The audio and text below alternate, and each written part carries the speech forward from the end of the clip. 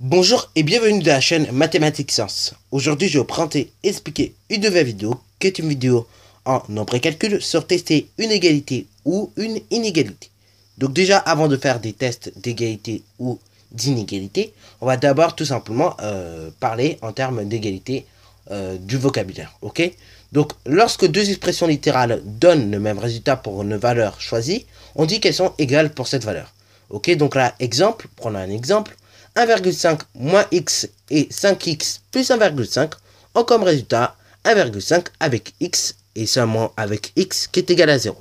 Ok, donc là on dit que ces deux expressions, donc 1,5 moins x et 5x plus 1,5 sont donc égales pour x égale 0. Ok, et donc là qu'est-ce qu'on va dire en termes d'égalité? Et bien là on va dire que l'égalité, donc là l'égalité suivante, 1,5 moins x qui est égal à 5x plus 1,5 est vérifié pour x égale 0. Ok? Donc là, ceci s'appelle une égalité. Ok? Et d'ailleurs, dans une égalité, eh ben, il y a ce qu'on appelle des membres. Le membre qui est à gauche, donc là, le membre que je vais te montrer avec mon crayon à papier, enfin mon stylo plutôt, eh ben, s'appelle le membre de gauche. Séparé par un signe égal que je suis en train de te montrer à la caméra. Et après, à ta droite, on peut apercevoir ce qu'on appelle le membre de droite. Ok? Donc voilà pour le vocabulaire des égalités. D'ailleurs, une égalité, ok, c'est une équation. Donc là, ici, eh ben, tu as ce qu'on appelle une équation.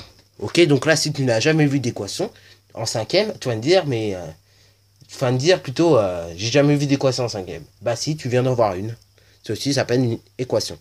Là, tu as des équations. Et dans les exercices, tu auras des équations sans savoir. Ok, c'est juste que là, en cinquième, tu as juste les tester. Mais en troisième, par contre, tu vas les résoudre. Là, ce sera plus marrant en troisième. Mais là, pour l'instant, en cinquième, on se contentera juste de tester les égalités et après de tester également les inégalités. Donc, allons-y donc pour tester l'égalité. Donc, l'égalité 5 moins m qui est égal à 7 moins 2m. Ok.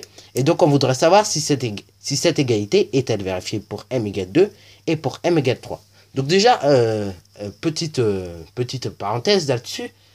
Dans la manière dont les livres rédigent, par moment, tu verras est-elle vérifiée. Ok. Dans d'autres livres, tu verras est-elle vraie. Ok. Donc là, faut pas se prendre la tête. Est-elle vérifiée ou est-elle vraie? Et ben c'est la même chose. Ok. C'est deux mots qui veulent dire la même chose. Ok. Donc déjà, on va tester cette égalité pour m égale 2.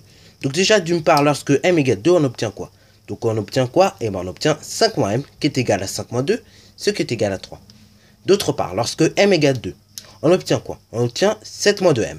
Ce qui est égal du coup à, donc 2m c'est égal à combien? C'est égal à 2 fois m. Donc du coup, eh ben, il ne faudra pas écrire 22, il faudra écrire 2 fois 2 quand on va remplacer. Donc du coup, ça nous donne 7 moins 2 fois 2, ok? Priorité des opérations, je fais la multiplication en prioritaire, puisqu'il n'y a pas de parenthèse. Donc 2 fois 2, ça nous donne combien? Eh ben, ça me donne tout simplement un résultat de 4. Et après, je soustrais le 4 à 7. Donc 7 moins 4 égale 3. Et donc là, qu'est-ce qu'on peut constater? Les résultats sont égaux. Donc pour m égale 2, l'égalité 5 moins m, qui est égale à 7 moins 2m, est vérifiée. Donc là maintenant, vérifions cette égalité pour m égale 3. Donc là, d'une part, lorsque m égale 3, on obtient quoi? Eh bien, on obtient 5 moins m, ce qui est égal à 5 moins 3, ce qui est égal du coup à 2. D'autre part, lorsque m égale 3, on obtient combien? On obtient 7 moins 2m, ce qui est égal du coup pour 2m, on le rappelle, à 2 fois m. Donc du coup, et ben alors ce qu'on va remplacer, on va pas écrire 23, on va écrire 2 fois 3.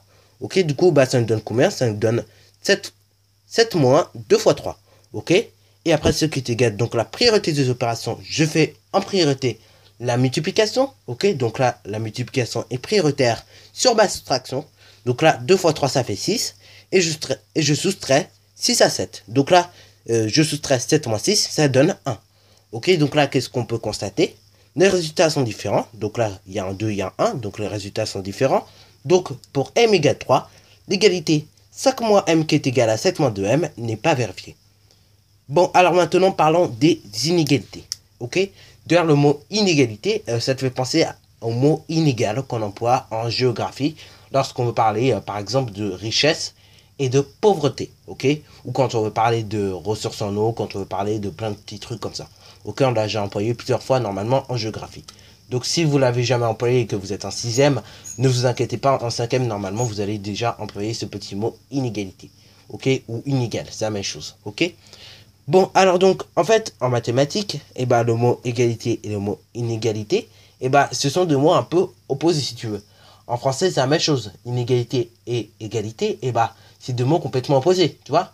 Parce que égalité, c'est quand tout le monde a la même chose, ok? Toutes les parts sont coupées de la même manière, alors qu'une inégalité, il y en a un qui est forcément plus grand qu'un autre. Et là, en mathématiques, ça va fonctionner un peu de la même manière, c'est-à-dire que les égalités et les inégalités, c'est deux mondes complètement différents.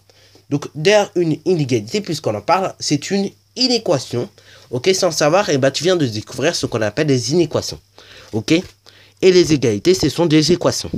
Donc là, c'est bien pour ça qu'en 3e, quand tu feras les équations et après les inéquations, on va séparer le chapitre en deux. C'est-à-dire que les équations et les inéquations, généralement, on ne les mettra pas ensemble. Ok, c'est bien pour ça qu'on ne les met pas ensemble, d'ailleurs, dans les manuels de 3e. En tout cas, dans la plupart des manuels, on ne les met pas ensemble, ces deux petits mots. Ok, parce que une équation, c'est une inégalité, alors que équation, c'est une égalité. Ok, donc c'est bien pour ça qu'on ne met pas les deux mots ensemble. Et tu verras bien, lorsque je ferai ces vidéos-là, généralement, je ne mettrai pas les deux mots en même temps dans la même vidéo.